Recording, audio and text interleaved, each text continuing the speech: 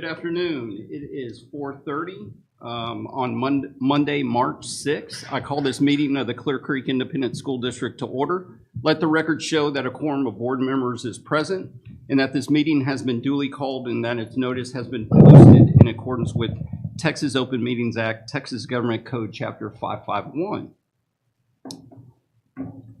We have a quorum, no community input. So we will move on to item 4A, consider approval of contract for election services with Harris County for the May 6, 2023 trustee election, and we will turn it over to Ms. Benzai. Thank you. Good evening. We have received the final contract from Harris County to administer our May 6th election, and this will cover the area of single member District 2 that's in Harris County, and it will cover all of single member District 3. The cost estimate is it's $90,000. It's based on $2.05 per registered voters in those districts. And then there's a small admin fee of $2,575. This is a little bit higher than the estimate that I gave you back when we were looking at administrative services from the county. It's that registered registered voter count did go up after the November or before the November election. So that was part of the cost increase. And I'll be happy to answer any specific questions you may have about the contract. And I'll open it up to the board for any questions. Yeah, I'm just looking this over and trying to remember what figures were thrown around the last time we talked about this. And if you have them handy, what was the estimate that what was discussed the last time we talked about this before we got some numbers back from Harris County? And just to help clarify my thinking, what would this have been if, and I realize I'm comparing kind of apples to oranges here, but this is for the Harris County part of this election. What was the overall cost if we would have done this in-house? So those are if you have either of those two numbers handy, I'd appreciate it. I pulled up my presentation that I did many months ago. And it looks like I had estimated Harris County at 70,000. So you can see it's really, we just had it was that estimate of our registered voters. That's a big difference there. And then we had looked at running our own election is around $80,000. So it is more, the costs that we could actually quantify were around $80,000 for CCISD to do it. And as we had talked about last time, there still are costs in our technology department, work that they put into the technology that goes in, software costs that go into running our own election that really aren't included in that number.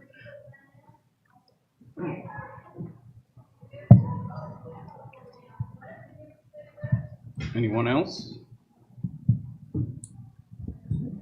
Mr. Moen? Just a quick question. Did they give any reason why Freeman Library is not an early voting location?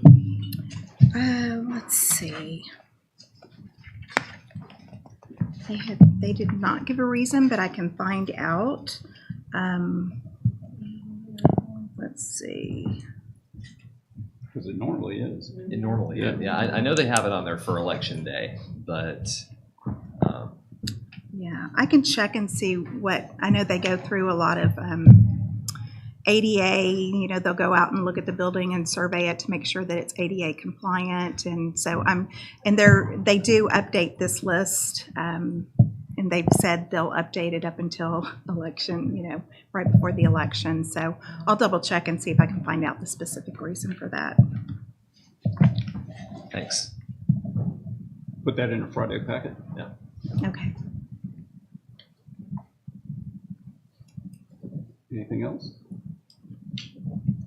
Anybody want to make a motion? Mr. President.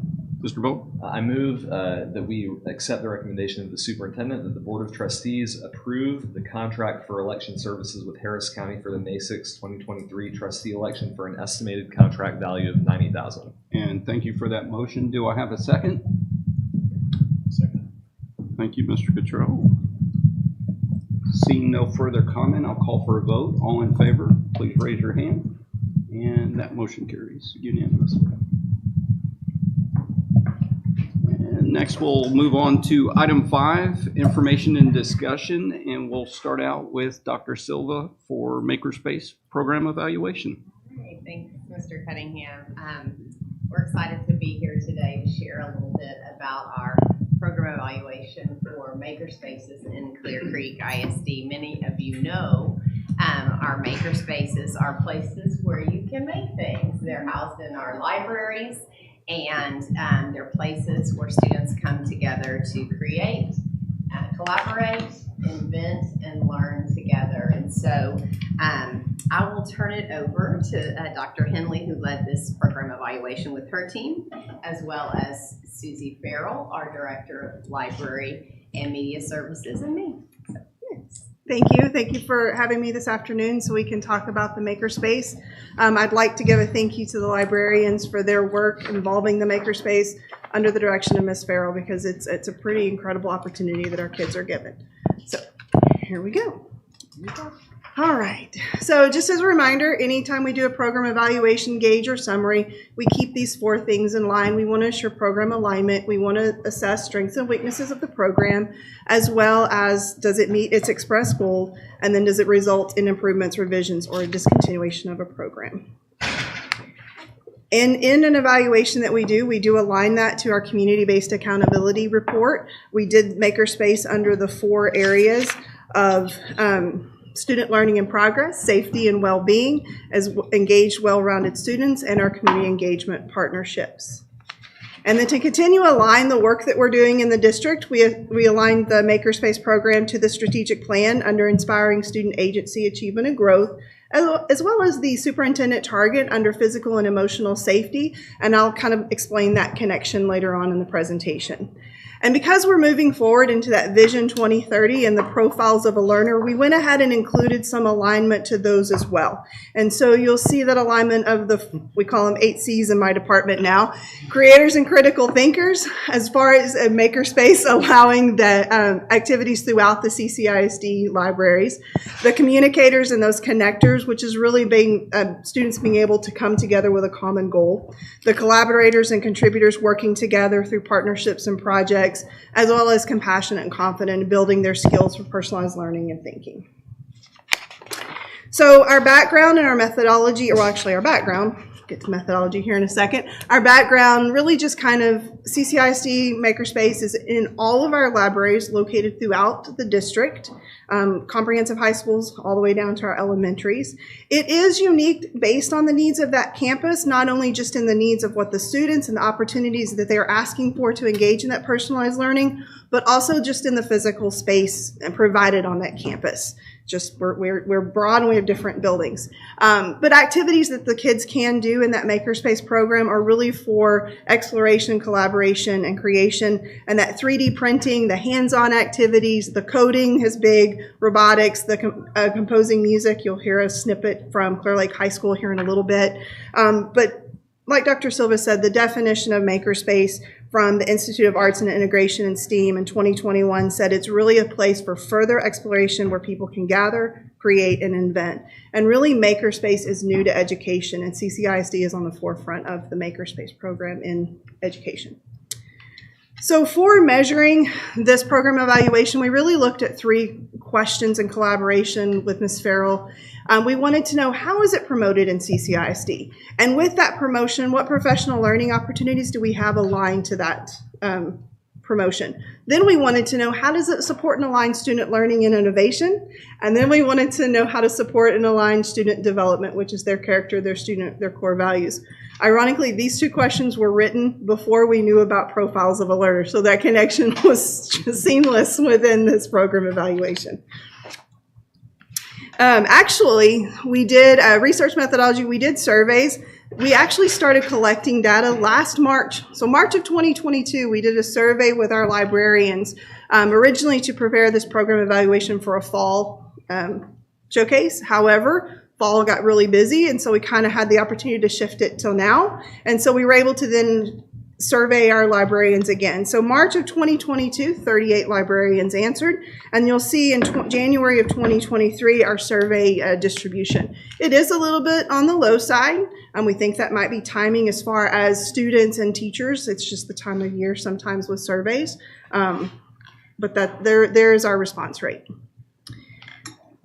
So we're getting to our first question. How is it promoted in CCISD? One of the questions we asked on page 12 was, how did you find out about the makerspace area and equipment? And we really wanted to know from the kids here. What did they say? And so 75% of our students overall indicated it was through the library and the librarian and them talking about it, and the other was through the teacher in the classroom.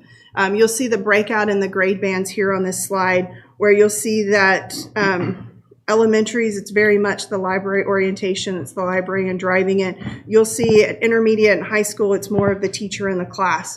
There is an opportunity here of 17% of the high school students responded that they learned about it from a friend. And so again, later on we have some recommendations, I'll make that connection. When we get to page 13, we asked the students, we asked the campus admin, the instructional coaches, and the teachers that are they familiar with the makerspace areas and equipment. And you'll see that the campus administrators are 100%, they agree strongly and agree that yes, they know about this space. Coaches said, we agree. Teachers said, we agree, but there's some opportunity there where they want to learn a little bit more about it. When we asked to dive into that with some open-ended responses, here's what they had to say. Instructional coaches, they observed, or actually we asked them what they observed. Here's what they had to say. Engagement, problem-solving, collaboration, with comments such as, I walked in and saw kids working together. We have campus administrators that saw that critical high-level thinking where they're really doing that exploration, the experimentation, really with the bots and the puzzles and the coding. And then teachers said it was independent thinking, personalized for them with creativity. We asked on page 15, the makerspace student participation, how often did they participate? You'll see that this, and they could respond multiple times, so this is not just a unique response. You'll see predominantly that it was sometimes. We had high school where they said that they don't. So again, we have opportunity to really engage that secondary high school student in some of the makerspace opportunities, which is ironic because 17% of them reported that they learned about it from a friend. So there is a little bit of, we have opportunities to explore. So we get to how is it continued promotion. We do what we call a net promoter now with the Qualtrics system, which is really ranking it on a 0 to 10 scale. And 6 through 10 is considered high in that net promoter. You'll see that overall 62% of our students ranked it either a 6 through a 10. There is a 16% overall that's a 5. So again, there's that some that are neutral. So it's, again, talking to those students and getting them engaged to explore what makerspace is. So our next question that we promote it, now what are we doing to train our teachers and provide those professional learning opportunities? So the question was, what professional learning opportunities exist for librarians, campus leaders, and teachers? You'll see that we did a scale this time kind of related to our personalized learning, emerging, developing, and sustaining, so the language is the same. You'll see campus administrators are pretty neutral across, pretty even across.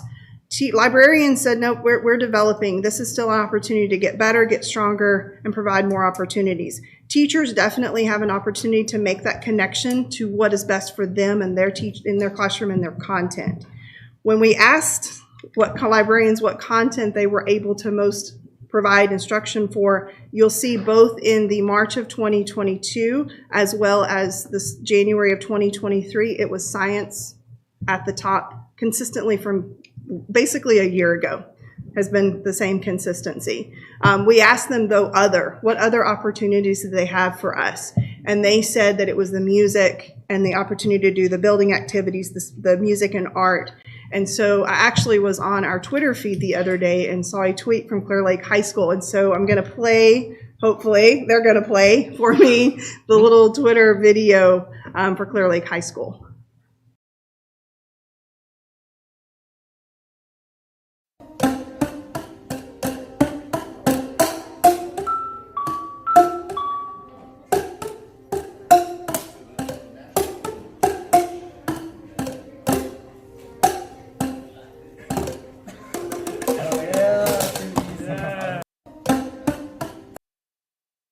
to the other, that music and art, and kind of wanted to put it in real life there for you. So brings us to our next research question: to what extent does Makerspace support and align that student learning and innovation? And so we asked our elementary and secondary students, and you'll see that the response was 70%, 67%, and predominantly it was reading language arts for both, with a high other in elementary. So the question really was, what projects do you do? We assumed in our questioning that it was Makerspace. Having gone back and kind of read this question, we think it might have been a bad question, and we think they were aligning the fact that we do projects for reading language arts, and the other being I go with my teacher to the library in my class. And so we think this might be an opportunity to rediscover and dig deeper into the data and kind of find back, are they using projects in Makerspace for reading language arts, or are they doing other projects? So I think there was some opportunity, but I wanted to at least bring the data to the front, right? So then we kind of dug a little bit dig deeper into our students and asked them, well, what tools and supplies do you use in that Makerspace? And you'll see predominantly the top choice was our engineering supplies, the Connects, the Legos, the robots, the coding. Other, again, went back to the puzzles, the drawing, the art, the creativity. So this is that personalized learning opportunity that we're really seeing for our kids. So even going a little bit further, on page 22 of the draft, we asked teachers and campus administrators and instructional coaches to score the 5 areas on a score of 1 to 5 with curriculum connections, innovation, perseverance, which is your grit, personalized learning, and our social emotional, which is our character, our core values, that area. And you'll see that campus admin really were good to excellent in all of those categories.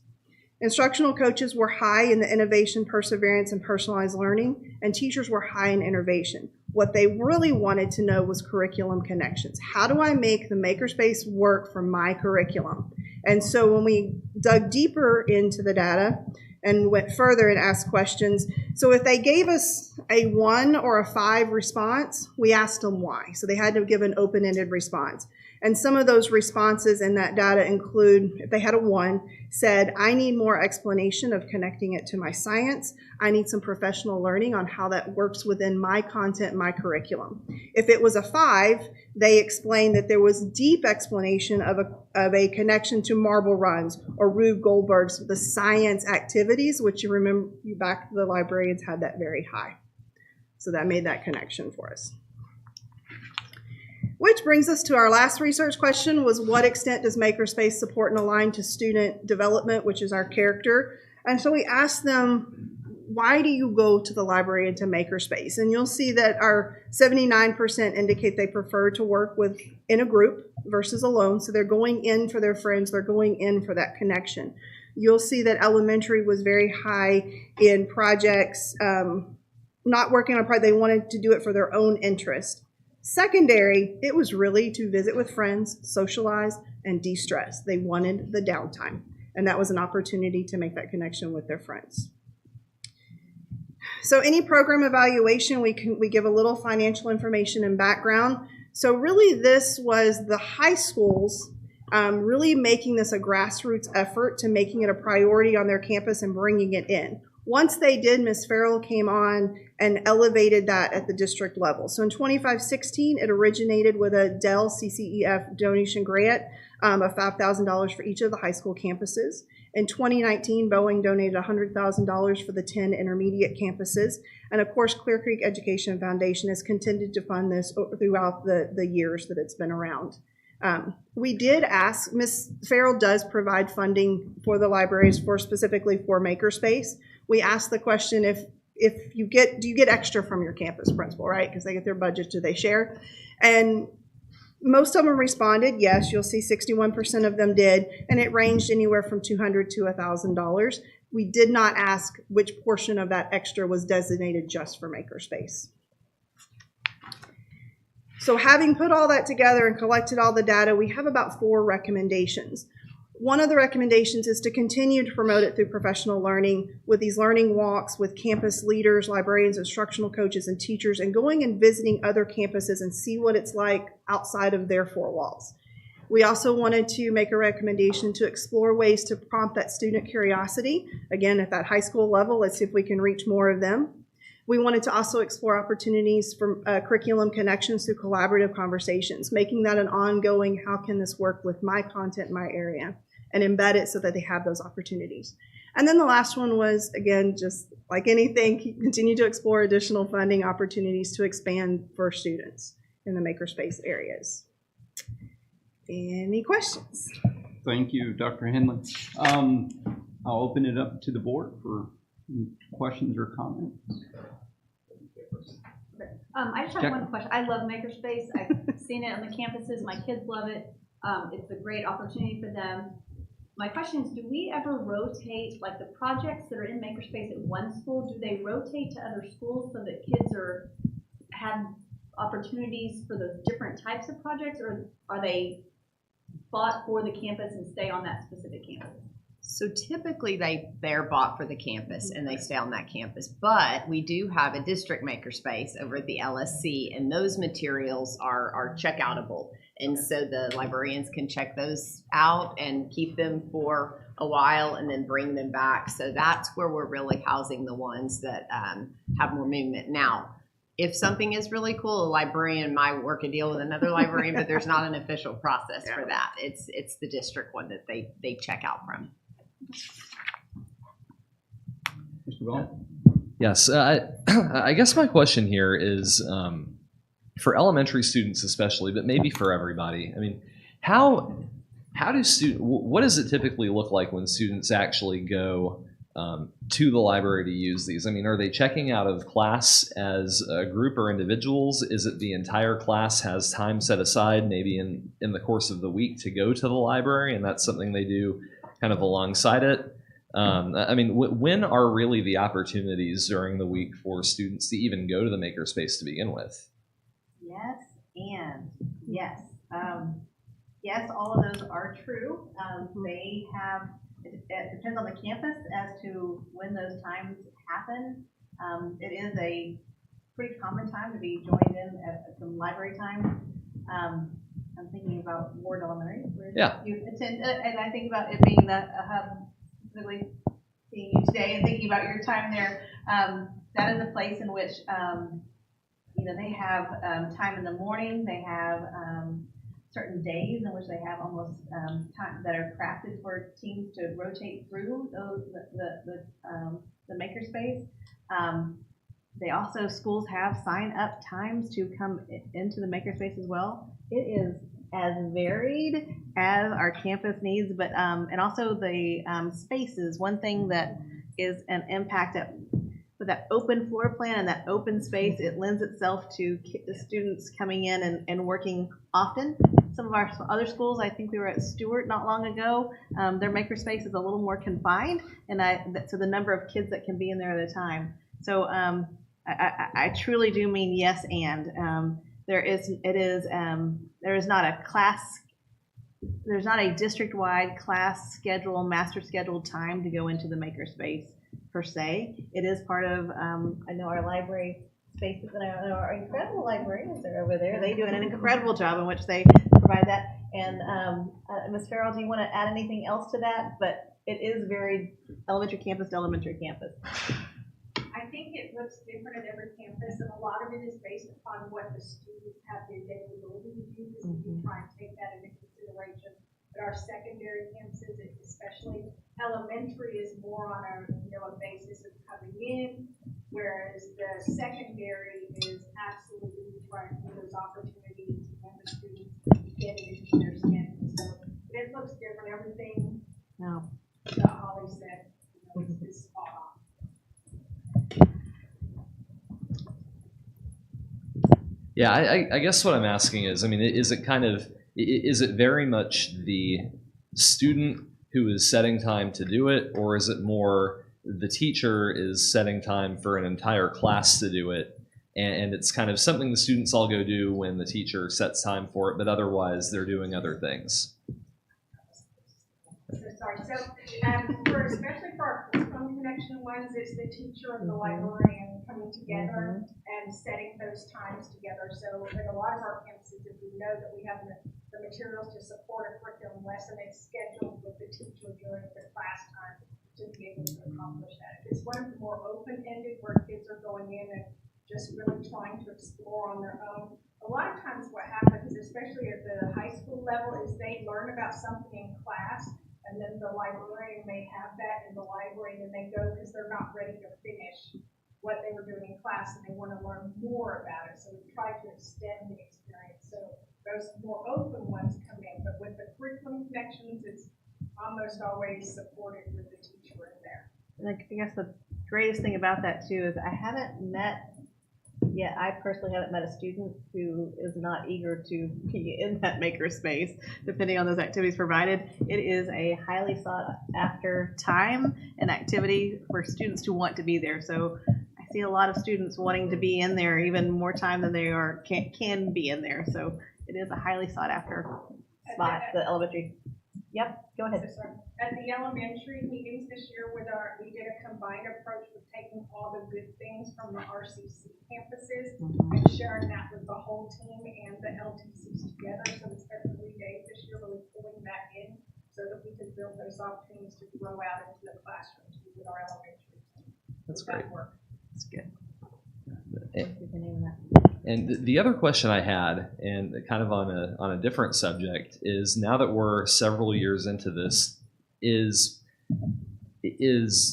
the makerspace and library connection, do we think that kind of strengthens both domains, or are there some areas where maybe the makerspace is kind of like having so much space in a library dedicated to the makerspace, maybe it would be more helpful to have the makerspace in kind of its own dedicated area or a different room or something like that. I mean, again, like thinking about the Ward Elementary example, they've got the teaching theater, they've got the computer classrooms, areas like that, versus having them kind of all in a space together. I mean,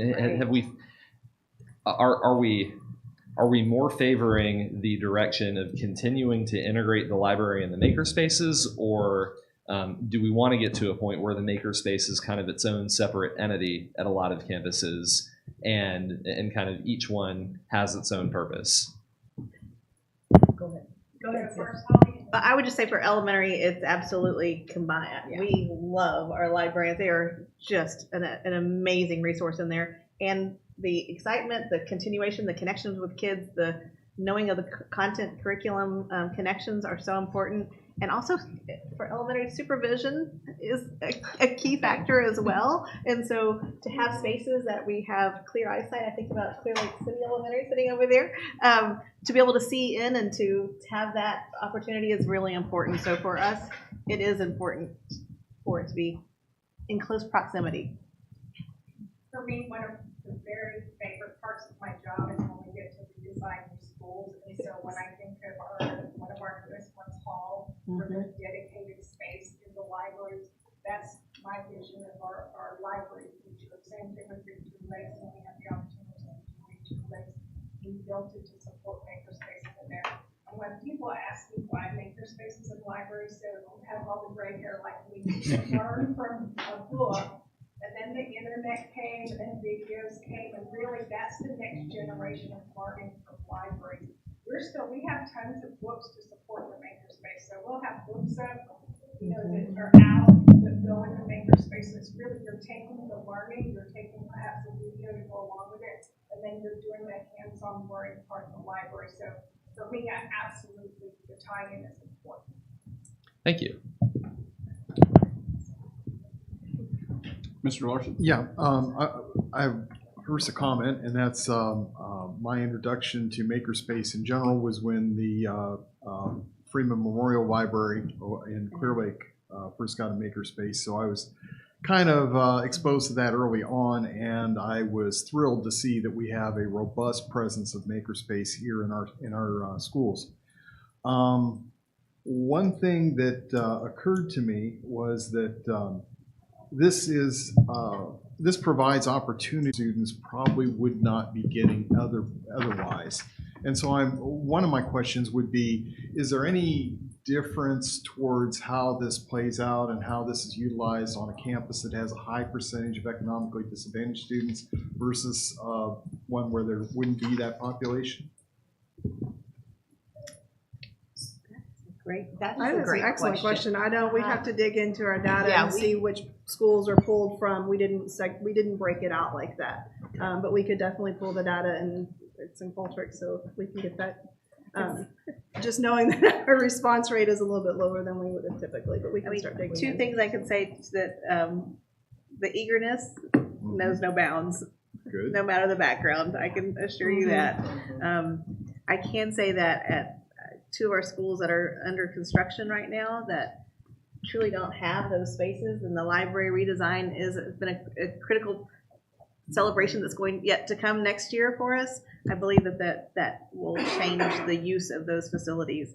The facilities do matter. I think I'm thinking about Whitcomb and Ross specifically, those schools that are under construction right now.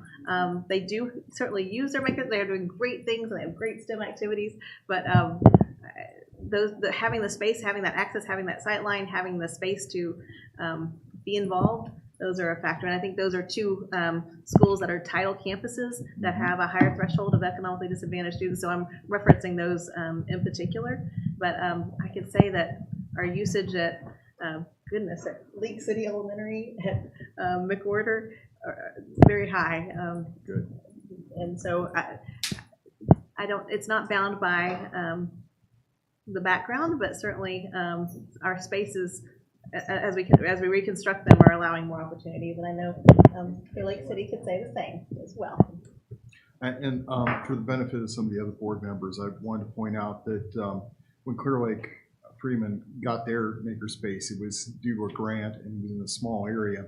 And it has grown so much that they had to move and rebalance floor space in the building to give it a larger area, and it has its own dedicated space now.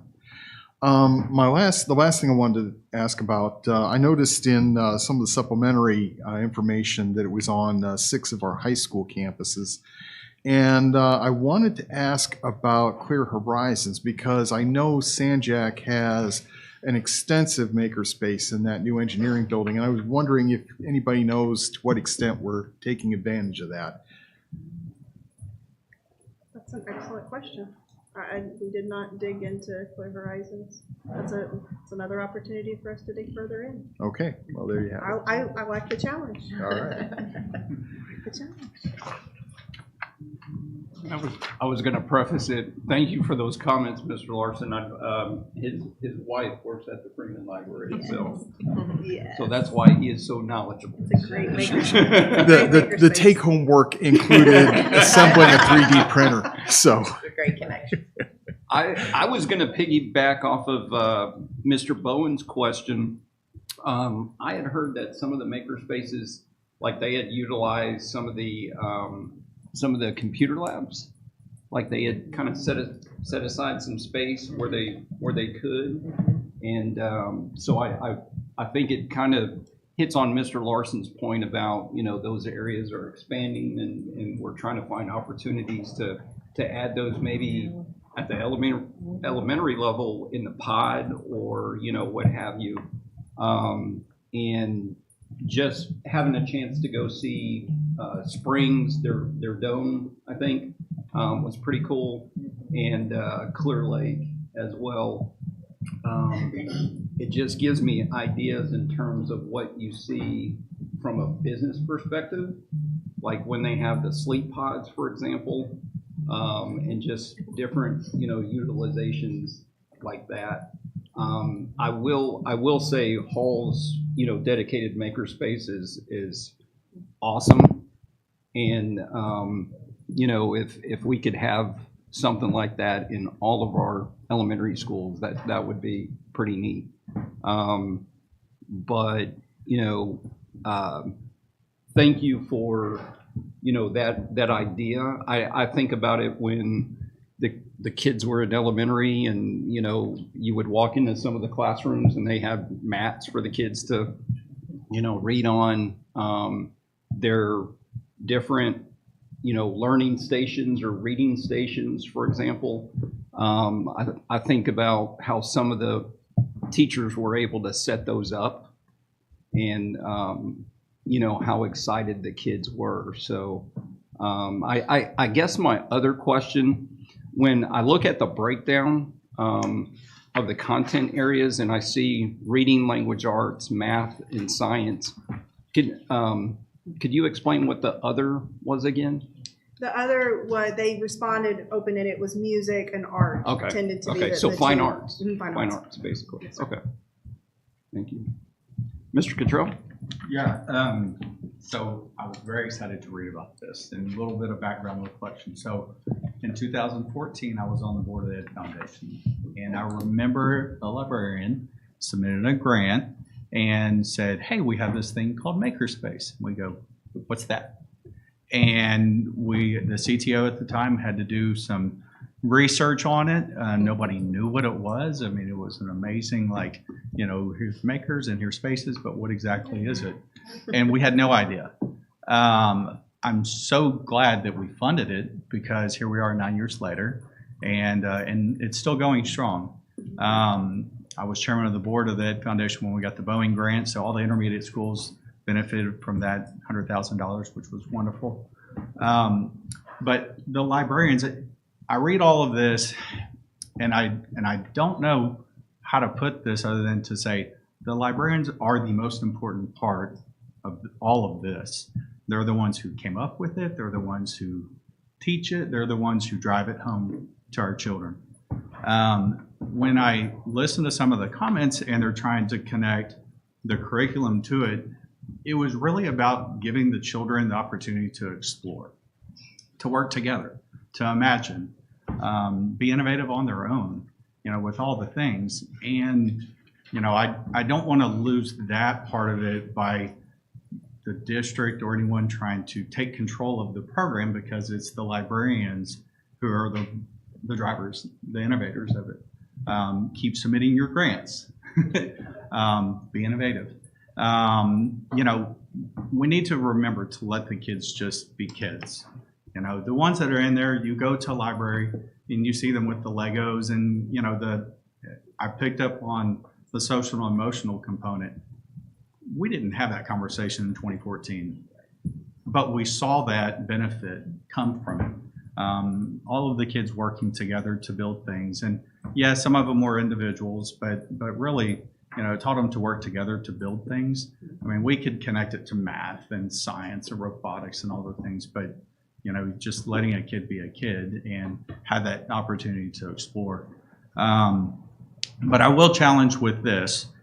You know, when the foundation funds something, and I know Shirley Cook-Dickey's not here, but from Clear Lake High School, she was the first one who came and asked for a 3D printer.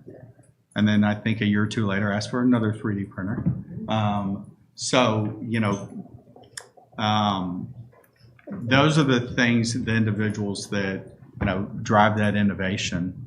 And, you know, we love that. And all the intermediate schools and everybody's getting 3D printers, and they're, I don't know if anybody's seen them, but, you know, they're making chess sets, Seabrook Intermediate, you know, 4 or 5 years ago, you know, and watching them be made.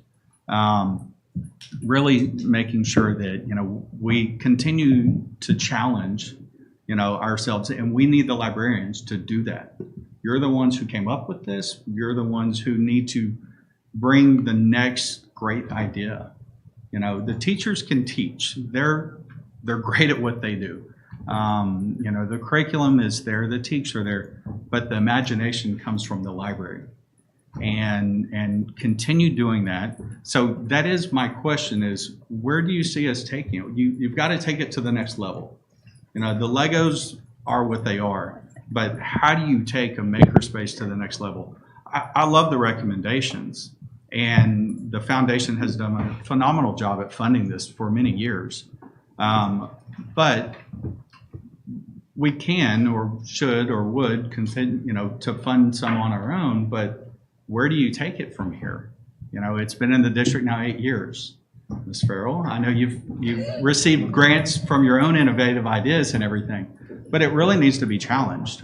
You know, Dr. Baird, my last year on the Ed Foundation board, was talking to us about, you know, virtual reality, you know, and it was not cost effective. Each set of goggles was like $50,000.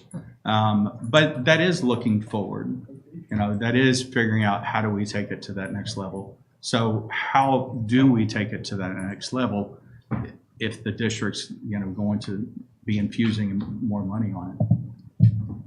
So, sorry. Go ahead. It's a lot. Go, she's dying to answer this. She's like, Oh, good. I can tell. This is her wheelhouse. I can say with 1,000% certainty that our maker spaces have grown and flourished to where we have people coming from all over the state to visit, truly because our librarian team has embraced it or decided that they're going to jump off the high dive with both floaties. And I think embracing that and making sure that we all know that that's almost the attitude that you need to have with maker spaces, because we're really at such a high level now with many of our librarians that people are replicating what we're doing. So my goal is to always make sure that we have lots of opportunities to share and look and talk amongst the team so that everyone is getting the same sort of information and opportunities to go look at it. My goal is to build a culture of risk taking and knowing that we are not going to always get it right in our maker spaces, and we may have to try 3 or 4 times, but that's what maker spaces are. And for me, that's continuing to build that up. We do have limitations on spacing and funding, but that hasn't stopped us so far. I'm hoping we can continue to expand that. That is, in truthfulness, that's a part of it, to continue to look to see how we can expand that. I think the biggest part is just embracing, and I know this about the team, they see the value that it brings to students in lots of ways, and they believe that that is the #1 reason why they do it, even though it can be a headache, it can be a lot of work and all of those things. They're truly seeing the benefit for students embracing that. So I think just continuing to build that team effort and that culture of we're going to keep trying this. It's going to sometimes be not as great as we want it to be, but it's going to continue to expand, and that's always at the forefront, I think, of the work that we do is moving that along that way. I think there's opportunities for collaboration with some local businesses that we can still explore and learn from. We went to Freeman Library when it was in that little space up there when Patrick Merrill, no relation, was there, and he taught us how to use our computers way back then. We have a lot of partnerships with some other organizations. We bring in some professional learning trainers sometimes to help us with that, and I think that's all important to continue the work. Thank you. Mr. Bowen? Yeah, just to kind of piggyback off of what Mr. Cottrell said, and you'll probably hear this kind of thing a lot from me as we kind of go through our visioning and facilities process, but when we try and do everything, we end up not doing a lot. And so I think we need to kind of coalesce around what our specific goal is for these spaces. And I think it is what you said, which is this is a space for kids mainly to explore on their own and in groups and to kind of be kids and discover for themselves. And so if we're trying too hard to tie it into curriculum and use instructional resources, use it as an instructional resource versus just a creative space. I mean, this didn't exist when I went to Ward Elementary, but we did have some things back then that were kind of equivalent to this. I mean, we had stations in Alpha class. Some of my teachers had enrichment activities and things we could manipulate and that Legos and that sort of thing. And those were a lot of my favorite parts of going to school. And so I like being more intentional about making sure that's open to every student. So I think we need to think about what our mission is for these spaces and then how we can best use our resources to achieve it. And then the other question I had was, you mentioned partnerships with businesses. Are we reaching out to parents to try and just get donations of things they don't need anymore? I know there are at every school there are probably some dads who have a workshop and can't wait to use it for something useful and build something and bring it over. I mean, have we solicited that kind of help to try and build out at least the supplies that we have curated in these spaces? Because I don't think we need to just be limited to educational supply companies and approved contractors and people like that. I mean, I saw some comments that, yes, we have been probably since the very beginning. I didn't mention that, but we've always had great support from, even speaking specifically pre-high school, we have an LTC there on his own time, teaches sewing. Like we have from a whole community aspect of teachers, parents, anybody who says they know how to do something, the librarians will ask. If I know you know how to do something, we're gonna ask. We have a Build It with Dad sometimes. We have people who come in and help support the makerspace work at the campuses. So we do, there's always room for growth with that. You know, that's something that we can work on. And to answer back to your curriculum thing, I think both are equally important because it gives students an opportunity to show their learning in a different way. So for me, when I think about RCC always was makerspaces, a lot of the foundations were there. I agree with you, one shouldn't, it really is the purpose of what we're trying to do with the material and with the students. So I think, I agree that we shouldn't just go one way or the other. There's opportunities where it's going to be better to go the open-ended way because that's what we're trying to do, you know, at this point in time with these materials and these devices. Then there's other opportunities to do the curriculum. I can assure you, Thanks. taking in a few Legos over the years, for sure. Mr. President. Yeah, I think the makerspace is a wonderful place from what I saw at the LSC, which is amazing. These kids probably don't even realize they're learning as they're utilizing these things. And a lot of kids do learn differently. You know, just sitting in a classroom, and I say listening to the teacher drone on, that's not about the teacher, it's about the way the student might perceive it. That student probably could learn a whole lot better in a manipulative situation. The question I have, do you find, I'm thinking the teachers, you know, they've got their curriculum down, they've got their lessons plans, they've got their year planned out. Do you find a lot of them are encouraged to bring their classes down and find out how this does tie into the curriculum and how they can give these other opportunities to their students? So I think that the data show that we have some good opportunities in place, that there's room to, you know, to build upon that. I think when we first started this, we were more focused on the open-ended because that we saw the pathway was a little easier to get to that one. It is a more challenging introduction of makerspaces into curriculum because we do want that to be more purposeful and all of those things. One of the things that I like to do a lot is to talk to people. So I'm really hoping that as we move forward with our new coordinators coming on board and some things like that, we'll have some opportunities to do that. It's something that prior to COVID, we were really moving towards, and then during COVID, we'd have to take a little bit of a moment to step back and be safe. So we're gearing back up now. So one of the recommendations is that we open up those communication channels, and so I feel like that'll be my next step. Yeah, and a lot of there were comments here that, you know, 117 teachers, a lot of the comments were they'd like to know more about it. And I think that could just like open their world if they could see how their curriculum could be worked into that opportunity.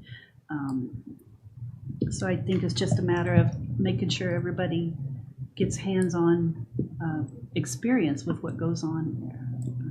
Thank you. Okay. Mr. Goodrow.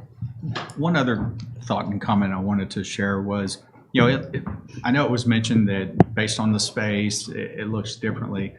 It's also based on the librarian, and I mean that in the nicest of ways, because my kids have gone through Gilmore, and I go over to Bauer. Their librarian or their makerspace at Bauer is so much nicer. That librarian has made it a priority. There's a new librarian at Gilmore. I think she's been there for about 3 years now. But you can tell what's the driver, you know, on the campus. And you know, it would be nice if every librarian felt the same about makerspace. And you know, it's a whole program curriculum for y'all to learn, but I don't know that that's necessary. You know, but it would be nice, because I know that the question came up, you know, based on socioeconomic, you know, situations, you know, this campus versus that campus. All kids love it, you know, but it takes that special person to really drive it home, you know, and to make it special in that space. You and so that would be something I would say that we could try to encourage, is that everybody, I hate to say buys into it, but, the librarians have to understand how special it is, how important it is. And it doesn't surprise me about the high schoolers. They're into FFA and culinary and shop and so many other things. By then they've moved on. So I hate to say not to make that a focus, but the grants originally started in elementary. They saw the value in it. They had a little Google mask and everything at Ed White. You remember? And that's what it was about, the kids and, the younger ones, being innovative. I think we have a lot of opportunities, to both of your points about collaboration with teacher groups and librarians, and Susie's done a great job working with LTCs and librarians this year to sort of integrate and go on field trips on the IP days to see the makerspace at other schools, because for a lot of librarians, it's just seeing it, sort of seeing it is believing it, and so we have not had as many opportunities during COVID time. We kind of restricted a lot of that talking, but we're getting back to it for sure. So she's excited about that. So spreading the good word.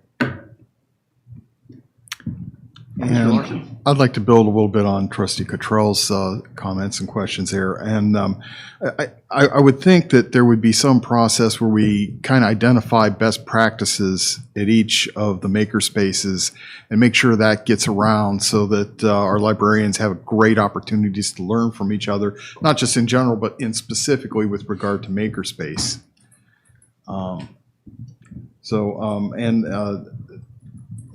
Let's see.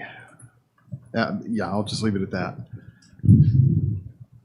And I guess I'll piggyback off of that and just say, during those learning walks, and maybe highlighting, I guess, the campuses that, kind of either have that parent participation. I'm a little biased, but I think of Hall when I think of, their engineering lab and, how some of the dads have gotten involved, with that. Just how do we duplicate that or replicate that, at other campuses and maybe tap into, who can help us. So, I did pick up on my other thought, and that is, there's certainly no age segregation in the public library.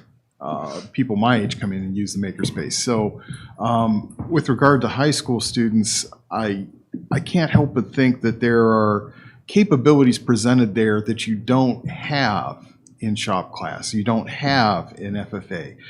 It's a different kind of environment. It uses different technology, and I think those technologies are in the ascent. We're going to see more and more and more of that as time goes on.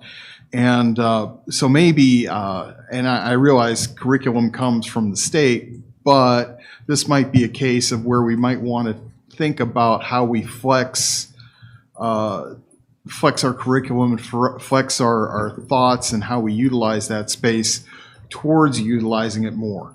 Because there certainly our students are going to go through, and there's a number of them that are going to be using that technology after they leave us, and it really behooves us to maintain a more advanced version of that as they go through secondary.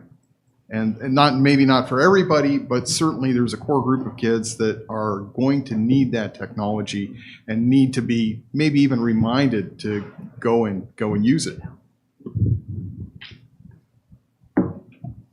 all right. Seeing no further comment, I just wanted to thank you for, being here, and also thank you, ladies, for being here as well. So, to answer those questions, thank you, Dr. Henley, for that presentation. And next, we'll move on to item B, our Vision 2030 update from Ms. Hughes. Yes, well, and team, that's And for team. sure. That's for sure. Thank you for this opportunity to expand on this exciting topic that we've already started. Look at their smiling faces as they leave. They're thrilled. This is right up their alley. Vision 2030, I just thank you for the opportunity to to come together and for all the time that you've invested in this conversation so far. I have to say that when we look at even the graphic on the screen, these are our little, you can imagine those faces in a makerspace, right? And building their future. When we think about Vision 2030, we're talking about our 5th graders. The reason why Vision 2030 is for our 5th graders. They'll be graduating in the year 2030. And so just to reorient ourselves around that. And I'll pass it over to Ms. Polson. Okay, well, thank you. Well, Dr. Engel could not be with us here today, so she wished she could be here, but we'll do the best that we can to share her excitement about Vision 2030. When Dr. Engel came in as interim, she didn't waste any time in reminding us of what our mission is, and that is to continuously be a visionary leader and capitalize on this incredible community which has this deep spirit of exploration. And coming right off of the makerspace thing is just the idea is that you have physical space and dedicated time to be creative. And that's what this whole process has been. We have carved out time to just breathe and think boldly and always through the eyes of students. I'm going to just kind of briefly walk through our journey because it has been somewhat of a sprint, it feels like, but it's been great. Back in August, when we had our board workshop, we presented the board our facility assessment report, which was a compilation of all the needs across Clear Creek ISD. And there were some major projects in there that gave the board, understandably, some pause of, is this the right path forward? Should we have some further conversations to make sure that programmatically this is what's driving a facility modification? And we'll talk a little bit more about that in just a moment. And so then we came to you in November with this idea of having a long-range planning committee. And it really was a facility advisory committee and a Vision 2030 committee combined. And through your feedback, we realized we needed to do the visioning work first before we can do the facility advisory committee. And that's what we've been doing. So in January, we had Vision 2030. We had a full day at NASA, and we've had formal and informal meetings, feels like daily ever since. We just had our Vision 2030 team come back together this past week to really develop and refine some preliminary recommendations that we'll share with you tonight. This is an important step in our process. It may seem like a long time ago, but in December, we brought the board together and we went through an exercise upstairs in the large staff development room to help us create some parameters. We didn't want to move forward with Vision 2030 with absolutely no scope in mind. And there were some notable data points that we shared with the board at that time. And that is, we're not a fast growing school district any longer. Our demographic projections show us steady for the next 10 years. So those days of growing, building schools and saying we're fast, we're not that anymore. So what are we going to be? And how are we going to address the challenges that present to us today? And the reality is that our enrollment at the elementary schools have declined since COVID-19. We are seeing some resurgence coming back. We are actually seeing a decline in our intermediate enrollment, yet 2 of our WAVE campuses are over capacity. And then at our high school, we have Clearview High School, which is a state-of-the-art campus for well-deserving students that's being underutilized. So we've got these immediate challenges that we need to work through. And then there's certainly the financial decisions that we have to make about how do we maintain and keep up with our aging schools so that every child, regardless of their zip code, walks into a campus that matches their talents and desires. So we had a great day with you, and we worked through, this is a simple story, and I won't spend too much time on it. We shared it during our retreat with the board, is that we're going through a book study called A Beautiful Constraint. And there's a specific study, what really kind of created this book, and I want to share it because it's important. It was about school-aged children on a playground, and they didn't have a fence. And the research showed that the kids stayed very close to the structures of the playground instead of roaming freely. And as soon as they put up the fences, the kids started to move out and explore more. And so that's what we asked you to do for us that night, is help us put those fences up so the Vision 2030 team can do their work. And this is what you shared back with us, and we went through those specific challenges, and you were able to let us know that when it came to elementary education for expanding opportunities to scale successful programs, we have seen great success in Leader in Me, in our national schools of character, everything, even some of our specialty programs with STEM and RCC, and just increase pre-K through tuition and expand communication to homeschool charter school families. There are definitely some opportunities there at the elementary level. At the intermediate level, because of the at capacity at both Westbrook and Lake City Intermediate, as well as we're seeing some declining at the surrounding intermediate schools, the board, you encouraged us to either think about a new magnet, expanding wave, but doing something different at the intermediate level to attract students to the area, as well as maybe compel students to stay at their home attendance zone if there are some programs there to keep them there. At the high school level, some guidance from the board was to consider new or additional programs and opportunities for students, career and technical education, trades, flex scheduling. This is specifically for Clearview, but as you'll see in the Vision 2030 work, that we went beyond Clearview High School. And then for aging facilities, you encouraged us to continue to fund necessary facility improvements. Mr. Miller is very good at reminding us of how important it is to have good operating schools for our children, and to increase the timeline for major building renovations from 40 to 50 to 60 years. Like, is it possible to extend some of that work over time? And so you created our fences for this group to work within, not under. And this is our Vision 2030 team.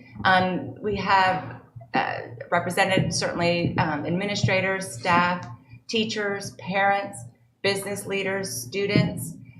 We had a really great diverse group of individuals that we had a wonderful time and continue to work with. And this is just a little snapshot of our day at NASA. And I think this was important for us to physically get out of our day-to-day work environment and to learn from and listen to people who are creating the systems to take us to Moon and Mars. When we talked about the 3D printers that we have at our schools, they have 3D printers that they're going to send to build homes on Mars. And if you think about our elementary kids that will be proficient in the use of 3D machines by that time and what that opens up for them. And I'll share that in each of our sessions, not only our board workshop that we started seems like so long ago now, as well as our Vision Day, we've had an important act of bringing students together to hear their voice. We did that with our board workshop, and I know we were all impressed with how those fifth grade students specifically articulated what they enjoy, what they want, when they do their best work. And we started with that and started generating, and I love that Dr. Henley named this, they call it the 8 C's, and I've never thought about it that way, nor did I, but it works, and so I'm going to borrow that, Dr. Henley, so thank you. But it truly is looking at the profile of CCIC learners. If we want to, and an important part back to our original board workshop too, of if we're going to create facilities, if we're going to create learning environments, if we're going to create these paths, what do we want for our learners? What is our goal? What is our specific outcome? And this is what has been guiding our work as we have met with different student groups, from fifth graders, campus groups, seniors, administrators, community members across the district to provide feedback to this. But this profile of a CCIC learner, we want our students to be creators and critical thinkers, collaborators and contributors, communicators, connectors, and compassionate, confident. Boy, all those things surely came through in that makerspace opportunity, as we were just discussing. So that is exciting. It was important for us to go back and be real clear on our intent and our purpose and begin with that end in mind. And this began shaping our work. And so from this profile of a learner, and this is, I love that even when you said earlier about adults and for students, that this is what we want for our adults as well, right? This is learners. It's definitely for our students, but our adults in here too. So it made me think of that as well. As we go on to, yes. No, go ahead. Do you want to move this slide? Sure, yeah. So we talked about that. We began thinking about all of the specifics of what we want to see for our learners. And through all the conversations and all the Vision 2030 work, my goodness, we had a great day of a grand generation of great thoughts. And when we culled down to the main topics, we were able to pull each of those, all that work and the input that we received into 3 different areas: instruction, culture, and learning systems. And so we definitely want to bring forward and share more of that with you today, but definitely looking through these lenses. When you think about our preliminary recommendations, these are our preliminary work. We really looked through those lenses and began creating kind of the areas in which we want to focus on. And we've talked about several of these multiple times with you, but want to just bring these back. And although there are 6 different main topic areas, today we want to talk to you about 4 of those specifically. Although we'll come back later and talk about developing an instructional framework and also expanding career readiness. Tonight we're going to focus in on scaling a Leader in Me, or a locally developed executive functioning skills program, expanding pre-kindergarten opportunities, elevating learning experiences for all of our intermediate students, and transforming those intermediate schools into schools of innovation. We've spent a lot of time pulling groups together and gaining input from different stakeholders as we've gone through this process, and we will continue to do so. This is certainly coming to you with, as it says, preliminary and recommendations of where we want to continue on. But I'm excited to come back to you and talk to you about pre-kindergarten. And it is a hot topic, pre-kindergarten, in the state of Texas right now. Who knew that 3- and 4-year-olds would be the topic of discussion from so many across the state? But it certainly is. We know that when we get students in our doors and we get families in our doors, they stay with us and they stay engaged in Clear Creek ISD. Having a firm foundation in pre-kindergarten is critical. We have had a tuition-based approach in our district and opportunity for several years. Actually, it came out of our last financial downfall in the state, where we started looking at other ways to bring in more students and also to make it to have that income into the district as well. We created an opportunity for some tuition-based spots. So we have been very comfortable with that. Now that we've moved to full day pre-kindergarten, full day pre-kindergarten, we have not increased our rate for tuition, nor have we really expanded our spots and our spaces for that to happen. So as we move forward, we are looking forward moving our rate up to be more market driven and demand based, as well as piloting a program with increased seats based on the historical demands. We have waiting lists for tuition-based pre-K, I would say on almost every site, but some are quite lengthy of folks that want to get in there. But one thing, if you don't know anything about childcare and making those early decisions for your most precious children at the age of 3 and 4, or let's say 4-year-old here, you want to make that plan well in advance. Oftentimes when we have had seats, we've had seats open up when we have space, and we determine that we have space come May or June, and then we'll allow for seats to open. This would allow us to plan ahead, provide those seats, and with that increased rate to continue on. And so we're looking at expanding that opportunity. We know that when we get families in the door and we get kids in our schools, we have a continuity of success that's going to come down the road. We're also going to monitor the bills filed to fund pre-K. Like I said, I don't know across the state that I've ever seen quite so many bills that have been introduced on both the House and the Senate side to look at the funding for pre-kindergarten. I know that was one of our legislative priorities, to have that as a Galveston County Consortium to support. But at this current rate, outside of just the tuition-based, our pre-K students have half-day funding. Most of them have half-day funding. There's a few that have full-day based on needs. That is a key area for us to, if that is funded by the state, to offset some costs to the district as well as allow for more opportunities for students who don't qualify. So it is a bit of a puzzle right now. Just to give you reference, we serve over 1,055 students under the age of 4 and under. It's a large program, and we know there are many more to serve, and so we want to continue on with that. And so that's one piece that we want to offer up as far as based on the recommendation of the board and the conversations that we've had previously about expanding those opportunities. An additional topic that we've talked about is scaling a local program. Basically, we have several campuses that are Leader in Me campuses, but also there are schools of character. We have schools, we have our WAVE schools who have WAVE Basics. We have Horizons who has a Horizons Basics class, college preparedness class.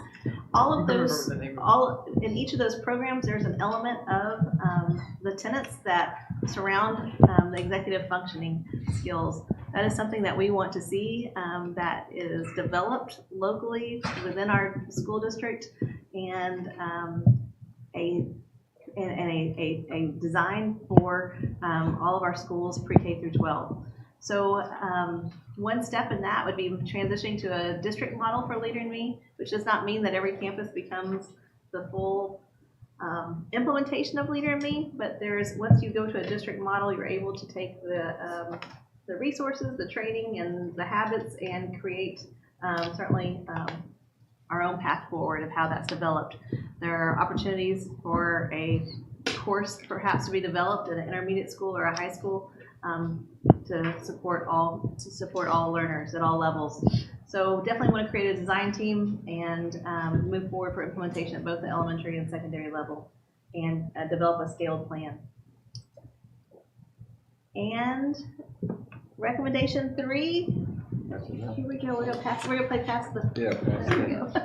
All right. Our third recommendation for you guys tonight is one that's really exciting. It's the opportunity to elevate learning experiences for all of our intermediate students. So what does that mean? And that means that we create a new standard for all 10 intermediates to help develop each and every student to match up with our profile of a learner here in CCISD. And so those are purposes of those learning spaces will be innovation, collaboration, problem solving, and investigating. So when you think about innovation, it's developing those creators, those critical thinkers, giving them a space in which to explore. Collaboration, we're going to be providing unique, dedicated, and purposeful spaces for collaborators, contributors, and communicators. And so we're going to develop these spaces and make them very focused and purposeful in those areas. And what does that mean? Well, it means flexible furniture and classrooms and libraries and spaces. And when we're having that makerspace conversation, I was chomping at the bit over here because I really wanted to tell you what was going to be coming, but I held off for the actual presentation. But we're talking about flexible furniture, which means in core classrooms as well as libraries, have the ability to pair or group or do individual work in different arrangements that's conducive to the learning. Fixtures, meaning creating dedicated spaces for learning labs and enhanced maker spaces, as we just heard the evaluation from Makerspace. In our libraries and our centers of innovation that motivate and allow students to investigate and problem solve. Providing technology, where students can have virtual labs and actually tap into outside sources where we have the experts in the field come in virtually to a class to learn, to demonstrate something, or maybe it's just a Q&A session with the students so that they can learn more about the field of their expertise. And then finally, building enhancements, and this will allow students to learn outside the classroom and outside the building in areas that are more beneficial for students. So we dropped some slides and some pictures in there that kind of incorporate the ideas that we've had conversations about with our sprint teams, and just building out collaborative flex spaces in existing structures that we already have, as well as in our libraries and even outside of our buildings, in order to, again, provide that space, that flexibility, and then elevate that learning experience for all of our 10 intermediate schools. Then our fourth recommendation is to transform several intermediate schools to schools of innovation.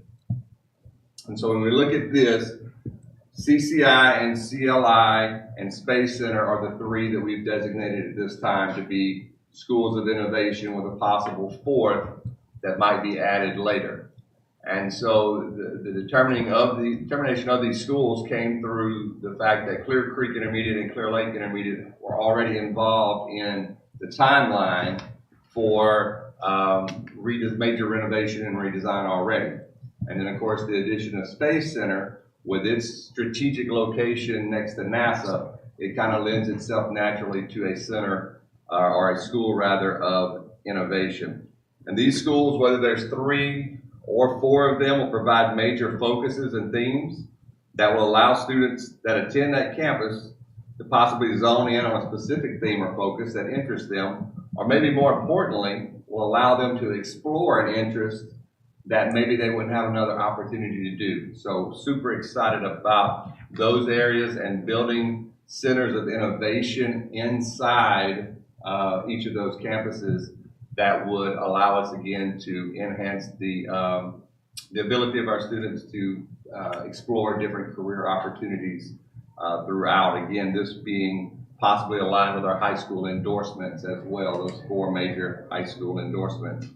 And again, exploring careers in industry as well as building those partnerships with communities and business organizations. So that's the 2 main recommendations from the intermediate side. Again, being able to elevate the learning experience through flex spaces and furniture to make that happen, and then the designation of 3, possibly 4 intermediates as schools of innovation to move forward. You know, Mr. Cottrell and I, we're going to advocate for one on the west side. Yeah.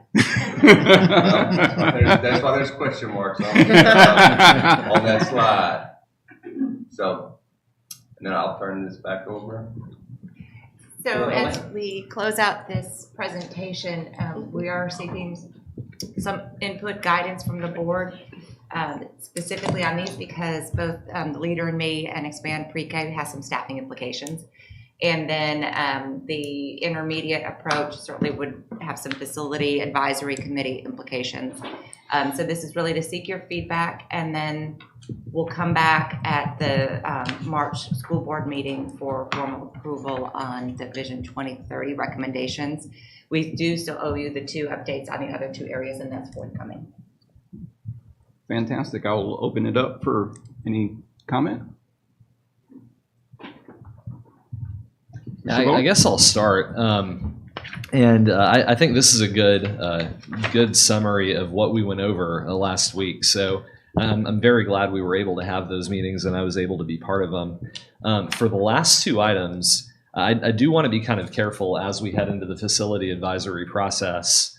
I know architects are going to come in and sell us the world and try and get us to, because I mean, that's how they make their money, right? I mean, they've told us what we need, and now they're going to try and sell us on their plan and get us to pass a giant bond to pay for it all. But I think we need to be careful that we're maximizing the space we already have, and remembering that we're in a very unfriendly interest rate environment. I think there's more scrutiny than ever on these bond proposals and taxes and property taxes especially. So with all of that in mind, especially these big school renovations, we really need to think about whether they're necessary going forward or we can maximize the space we already have. It's one thing to do that when interest rates are very low, taxes are very low, and we can easily get the money to do them, but that may not be the case going forward. And I know at least in some of these big renovations, I kind of question whether we've gotten all of the value that we're promised. So that's really my comment on that as we go before the facility advisory board. I know the temptation is going to be there to try and get them on board with lots of big projects, and we need to be really discerning about what we actually put forward to eventually the voters. and whether that's something we can all support. I think that's my only comment on this for now. My other question was, I know for the Schools of Innovation, we also discussed what our plans might be for the future of the science magnet schools. Is that part of this as well? Yes, I mean, the idea is to move in that direction as far as servicing our students in the neighborhoods in which they live. And so, yes, that's in that discussion as well. Not necessarily what we presented tonight as far as the Schools of Innovation, because that's a unique topic that redesigned some buildings.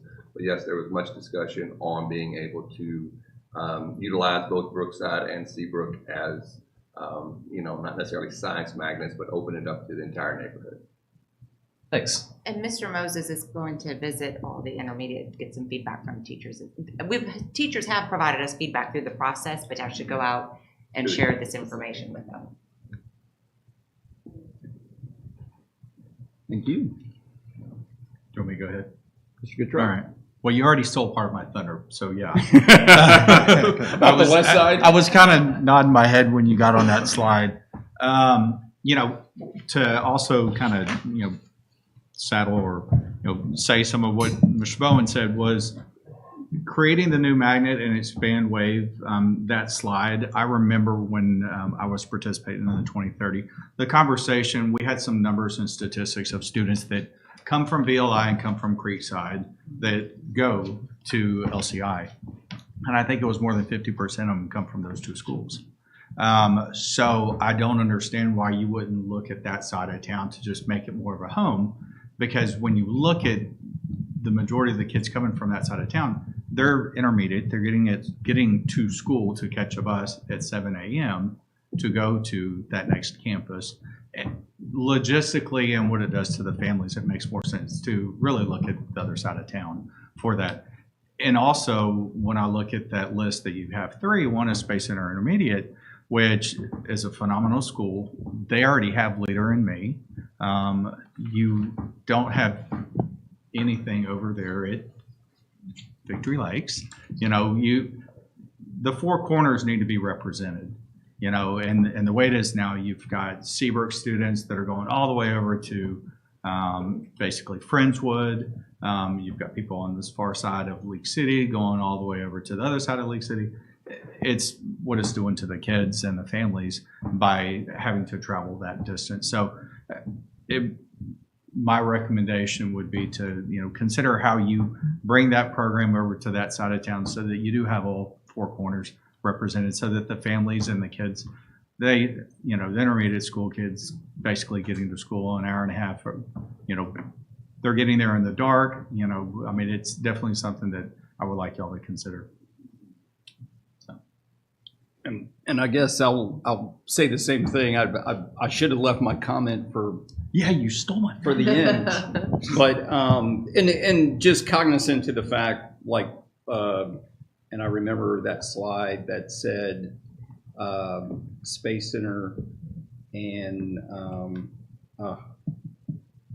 having a senior moment. I'm forgetting the other the slide from, and it's been a couple presentations ago that told us how many students we were losing to magnet programs. Right. So cognizant to the fact that we want to keep that, but like Mr. Cottrell said, and my comments, although I was being playful, I was serious as well. Sure. That it would be nice to have one on the west side to kind of help those parents over there for some of the same reasons that Mr. Cottrell just said. We have 247 students That we're losing, right? that attend Creekside or Victory Lakes and go to Wave. And that's 247 out of, I think, 452, something Out of 604. out of 604. So nearly half of them come from those two schools. And then when you look at the numbers of the high performers from Space Center and I think it was Clear Lake. It was Space Center that when we were talking about it, because we were looking at the numbers from Space Center, how many went to the Science Magnet Right. and Wave, and that was the school that pulled the most kids. It pulled the most. The other For way. almost 300. For almost 300 students. So, Mr. Bowen. Yeah, and that's a subject that got a lot of discussion in the Vision 2030 meetings, also like that I was part of in the group also on Wednesday, and so maybe that is something that we could kind of target when we're looking at what schools we want to be these schools of innovation. I think the overall goal is we want an attractor at those schools because we don't want parents using WAVE as a way to get their kids out of the school that they're zoned to. And so the idea is make the neighborhood school better, keep it open to other students who want to go there. So the vision would be for a school of innovation. If you were to do that with Space Center, the intent would be it would be a great school that parents would want to send their kids to, and WAVE would be specifically targeted at the gifted population. So the idea isn't to expand WAVE even more, it's to make it so that parents aren't using WAVE as a way to get out of Space Center because they want to go to Space Center. And then after that, it would also be open to other students who are attracted to that particular program and want to enroll there as well. So I think when we're looking at which schools will ultimately be the home for some of these programs, that's a very good place to start, is which ones are the ones that parents are sending their kids to WAVE instead of. And I will say that there was lots of discussion in all of our groups, the sprint teams, Vision 2030, about the west side and determining that it just wasn't ready to make that land anywhere, as it was bounced back and forth between different schools and options. And so that's why there's more of a question mark there more than anything. And I think Victory Lakes is our highest populated intermediate school, isn't it? It's like 972. Of the non-WAVE, yes. Probably. Yeah. Mr. Clark? Okay, so I've got a question on each one of the 4 recommendations. Let's start with number 1. And this is a money question, and that is we're talking about changing tuition here. And I guess where I don't understand, and maybe you can educate me on this, is if you take the money we get in from outside sources plus the tuition, does that program, I don't want to say pay for itself, but I mean, are we increasing our overall net with adding more kids to it, or are we going backwards? I mean, when you say competitive, I kind of get the thought that what you're talking about is competing with private daycare and providing a better experience. It's really raising our rate to kind of be even with other programs. Yeah. To be truly, just to share you the story is we're charging a half day, what we used to charge for our half day program. We did not increase the rate through COVID as we moved to a full day program. So currently we have a stellar rate, which is amazing, $300 per month for our students to attend. We would look at raising, there's a limit that's set by the state of what we can charge. We would not be looking to go to the limit, but we would be looking at making an incremental gain to what we currently charge to match a full day experience, as well as just what we see as a demand out there. Currently, we do have many of our teachers, kids, their own children are in this program, so are also, we'll be looking at all that data when we decide on the rate, and certainly share that with you. But it's been a lot. We have not increased tuition. I don't know if Jeff is here, but since we've basically started, so it's been a long time. So it's time. I would suspect that you could raise it quite a bit, and you would still have a subscription problem. So it's a incredible program, and our parents want to know how to get in early in the year rather than later towards the summer months. Okay. Okay, so moving on. Leader in Me. Okay, so, and again, this kind of relates to money, but not necessarily so directly. And that's, I understand there's, when we pick up a new Leader in Me campus, there's, of course, money that goes back to the parent organization. And there's also a big resource hit on us in terms of our people coming up to speed, learning new things, being prepared to really be a Leader in Me school. And so I kind of get the unstated idea here that when you're talking about a local implementation, you're talking about taking some of the ideas from that and doing something that would be somewhat scaled down from that, not so expensive, not so big a hit to teacher learning time. And my only question on that is just knowing that we're dealing with another entity here. Is there an issue with intellectual property there? It's a great question, and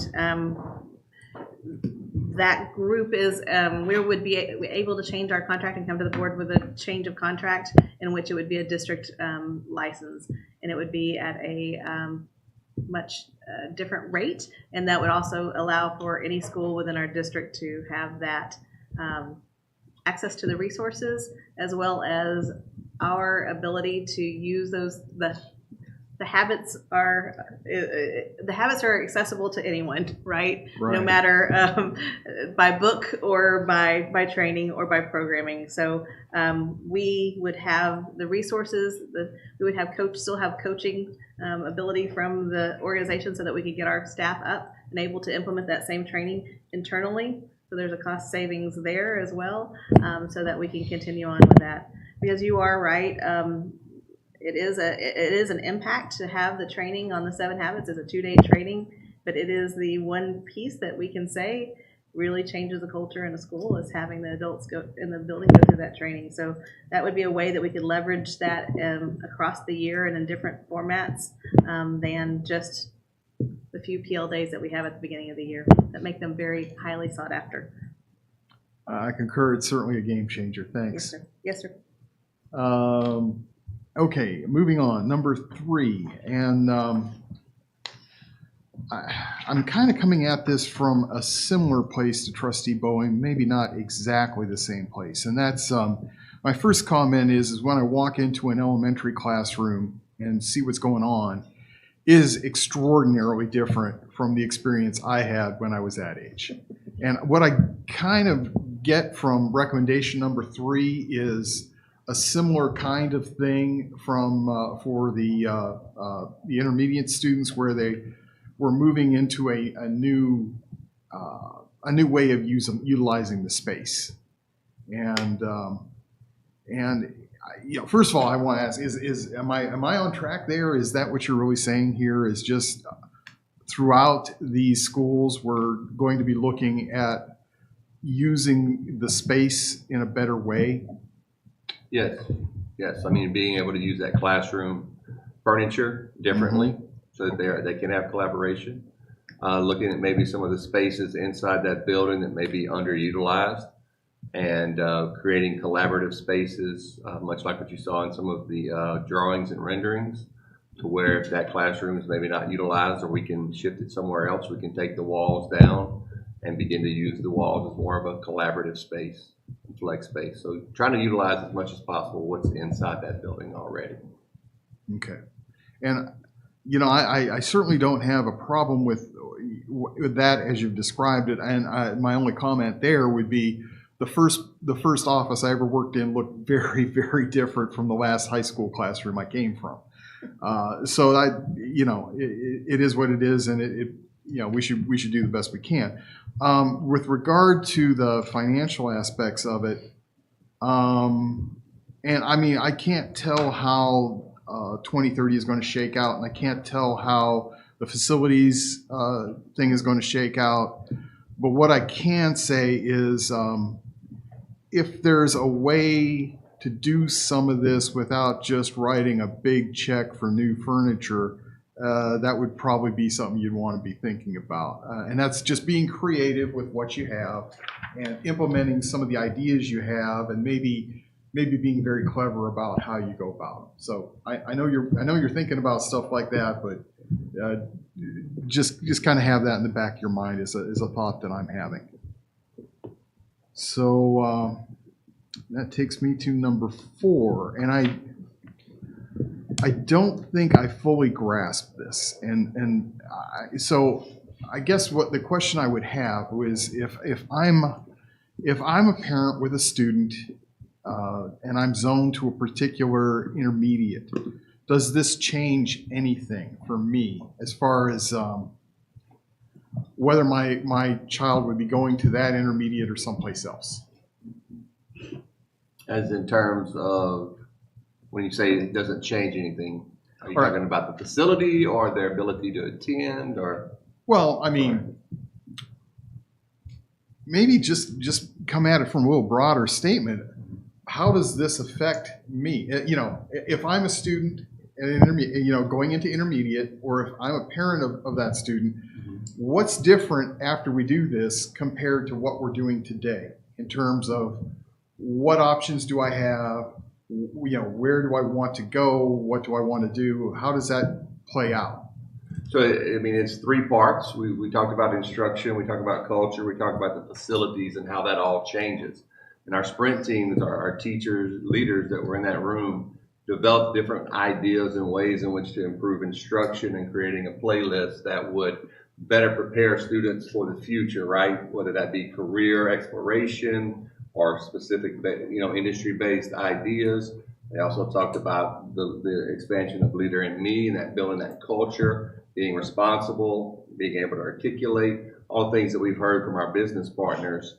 And then, of course, the facility piece, specifically when you start talking about schools of innovation, you're talking about building innovation centers where students can go in and there's a major focus or a major theme at that campus. And it may be one or it may be all four of them. We haven't got to the logistics of that yet, but that innovation center, whatever it may be, would be able to be utilized for whatever we wanted to do. In other words, if there were two different focuses at that campus, a major focus and let's say a minor focus, for lack of better words, that a student could be a part of, that facility or that center would be able to be utilized and configured in a way in which it would benefit both. And it would allow students that want to pursue that interest to pursue it, as well as if they maybe never thought about it, to be able to explore it and move forward with it, both through an innovative elective time, possibly during their advisory time.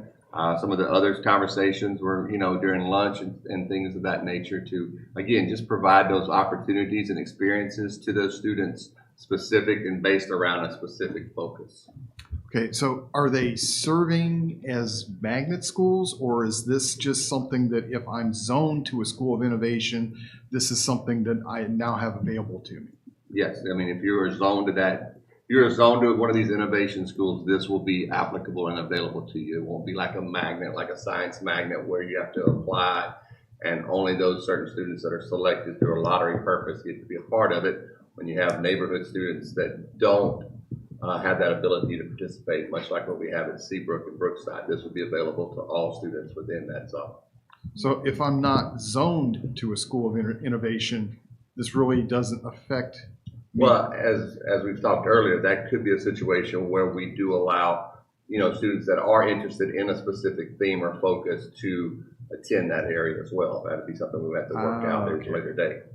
Mr. President, if I could, I think when we talked about this last Wednesday, it seems like every time we talk about this, we come out with a very clear idea of what we want to do, and then everybody disperses, has more conversations, and then we lose direction. Then we come back and lose direction again.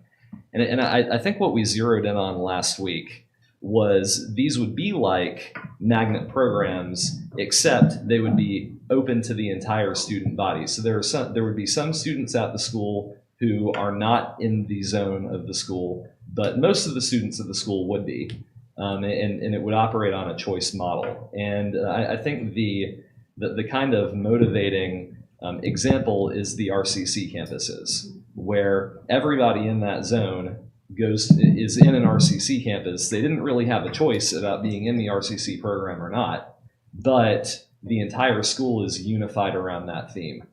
And so for a school of innovation, you could have an RCC theme, you could have a fine arts theme, but whatever that school is, you would have unity of purpose around it for all of the students there. And eventually you would have enough of an environment where students who see an attractive program at a different school than the one they're zoned to could apply to go to that school. and because they want to be part of that program. So you're creating additional attractors at the intermediate school to essentially differentiate it from the others and make it more appealing to go to.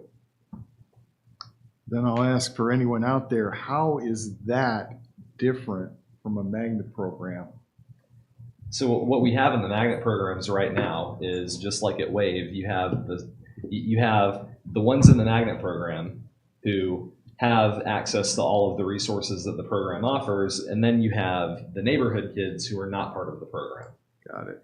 And so the idea would be to not have that barrier.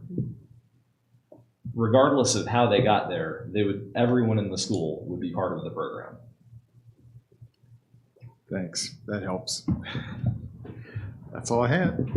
Right. Good one. Good questions. Thank you, Mr. Moses, too, for clarifying. Anyone else? Mr. President, to Ms. me, Davis? it sounds like a transportation logistical nightmare. I'm sure it can all be figured out. And that's how it's going to be figured out, is when this committee gets together and decides where this school's going to be with RCC and where this school's going to be with fine arts.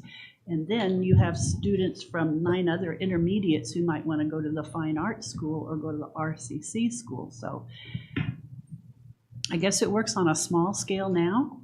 We're just looking to make it on a bigger scale.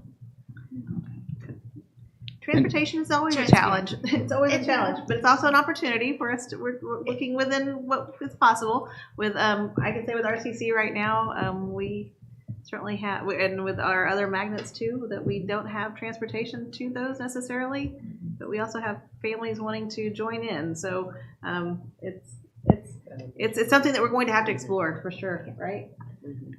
Yes. Right, because our eSTEM programs, we other students apply to come into it, but we don't provide transportation.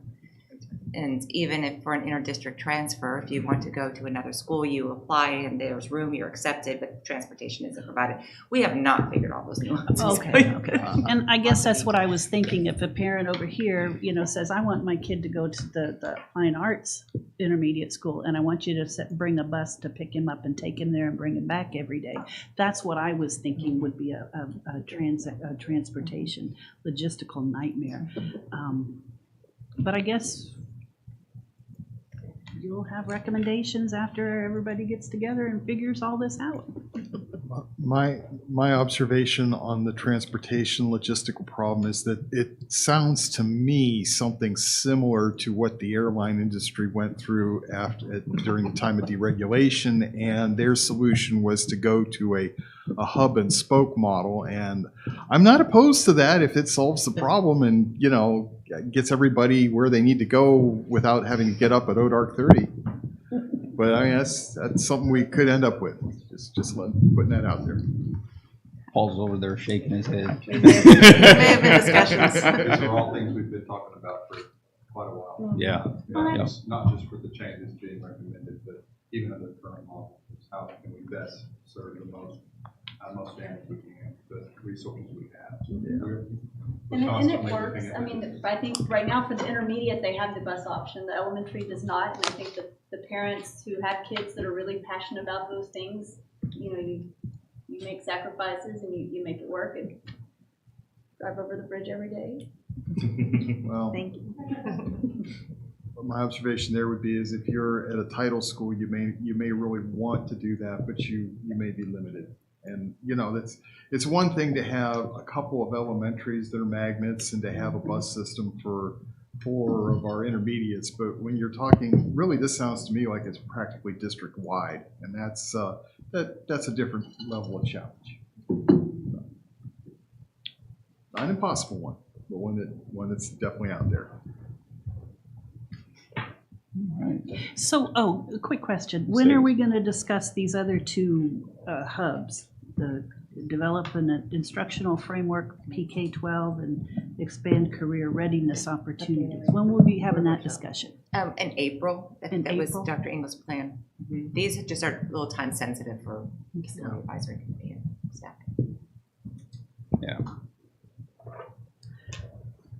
And I would say if you have any recommendations, like for number 4, if you got a recommendation for the 4th intermediate, just put that in the email to Dr. Engel. Did I already speak my piece? No.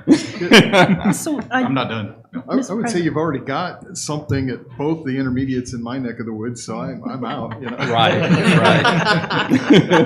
So, Mr. President, I do have another question. Uh-huh. So, and I guess not talking about one of these other hubs that Clearview High School is underutilized. I don't know how much space is there that could be utilized. I don't know if any of these intermediate programs could be moved there. But that's not something we're not going to talk about until April. Well, I think we've already had some of those discussions in terms of what programs could possibly be combined over there at Clearview.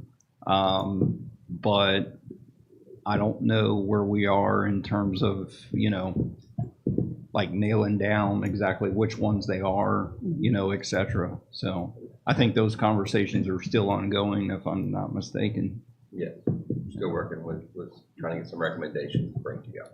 Okay, because I know in the underutilization, I don't know how much square footage is underutilized, or, I mean, could the robotics competition program be moved to that facility? I have no idea. And it's probably going to be dependent on, the amount of students that are enrolled in that program, coupled with the students that we already have at View, and to see which, how much space and where exactly that could be housed. So the robotics, I don't think that would be enough space over there, but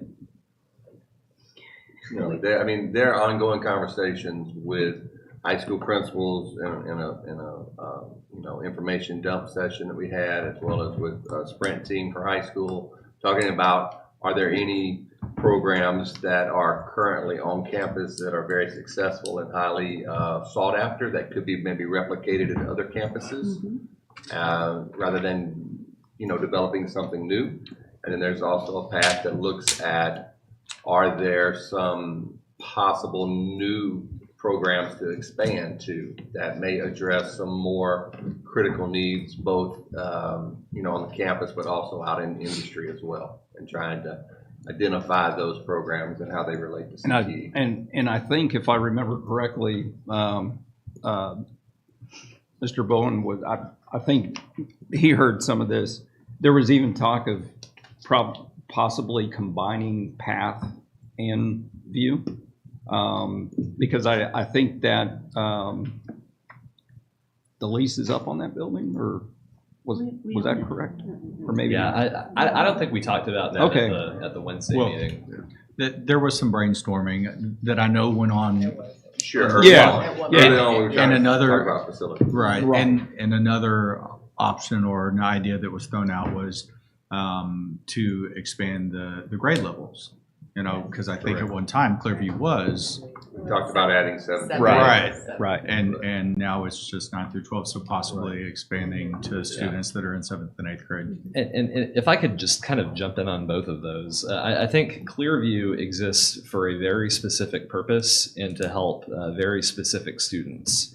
And until we've done the work in the comprehensive high schools to identify the students who could possibly benefit from View, I don't know that I would really want to open up to lower grade levels. I think there's a reason we keep intermediate schools and high schools separate, and it's because the interactions between those two levels aren't necessarily always positive, and we have to make sure that those are carefully controlled.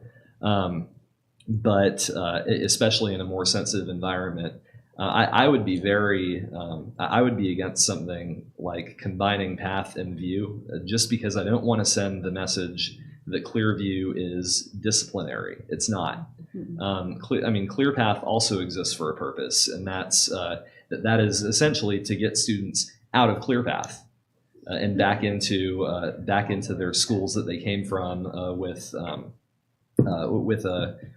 an element of rehabilitation and learning from their behaviors. Clearview is supposed to be a home for students who need that environment and would benefit from it. And I definitely don't want to send the message that that's a school for bad kids or anything like that, because that's not what it's about. And so I think we need to be very careful how we talk about ideas like that, because it could send the wrong message to people in both schools about what their mission really is. Mr. President. And I know when we talked about it, it was a brainstorm. It wasn't a definite. As they say, when you put these sessions together, everything's kind of possible. So I was just trying to remember like some of the conversations we had in terms of utilizing that facility. But I will say, please review the folder that's on our SharePoint page, because a lot of those brainstorming sessions, I believe, were put in there. I remember our last meeting, someone made the comment that, since they weren't a part of the meetings, that they felt they didn't really know what was going on, but that information is available. So, and I know a lot of times that if we just hit the link that Steph sends us, we may not hit that SharePoint page. It'll just pull up the PDFs. But that folder is on our SharePoint page that has a lot of that brainstorming information and things of that nature. So, Mr. President, I'd like to say one final thing about Clearview High School. I know that the student, other than the programs that are there that students travel from another campus to, the school was originally designed for students who didn't quite fit in real well on the high school campuses. And I hope that we're not going to be disturbing their atmosphere by, bringing in Clear Path students or that's once again, it was just a discussion. Okay. It wasn't a definite. So as it was part of our brainstorming, so I don't even think it's a possibility at this point. And again, I apologize. But we're not even talking about these things. I was just trying to respond to your question of what are some of the ways we can utilize and what are some of the ways. So once again, that's all. Forget I even said it. And here I am trying to bring up these two things we're not talking about today. So I apologize. I do apologize. Since it's come up twice, I'd like to address it. And that's, I still find people in the community who have the mistaken impression that Clearview is a place for unsuccessful kids. And we really need to keep that distinct, because they are going to succeed. And the other thing I wanted to mention, just to piggyback off of that, I would say we're one of a few districts that has a clear path, because we are trying to reach those students that might have dropped, or Clearview, I'm sorry, that might have dropped out or extenuating circumstance, but we want them to come back. A lot of districts disregard those students, but we're one of a few that actually has a dedicated place for those students. So I want to highlight that as well, because when you look at a lot of districts in our area, they do not have a Clearview. So that's kudos to the district for doing that and making those students a part of our, graduation numbers and things of that nature. I can remember a couple of years ago, I think it was pre-COVID, when grades came out and the statement was, man, Clearview's a failure. And I said, nope, not at all. Not at all. The confidence, the things, salsa, other programs that are happening at Clearview, I can't think off the top of my head of another district that does that. Right, and it was essentially because of a paperwork error with the state that impression was even created. I mean, there was supposed to be a scale that was used to grade schools like Clearview that we didn't apply for in time, I think, and that's the only reason that even occurred. So, the other thing I wanted to say about all that is I attended the Clearview Award ceremony last year, and several of the top performers at that school, their path had started out at a comprehensive led them to ClearPath and from ClearPath to Clearview. And I think that was a milestone in their life, moving from path to view. And I would really like to preserve that. If we were talking about Clearview today. Thank you. Yeah. Any further question or comment?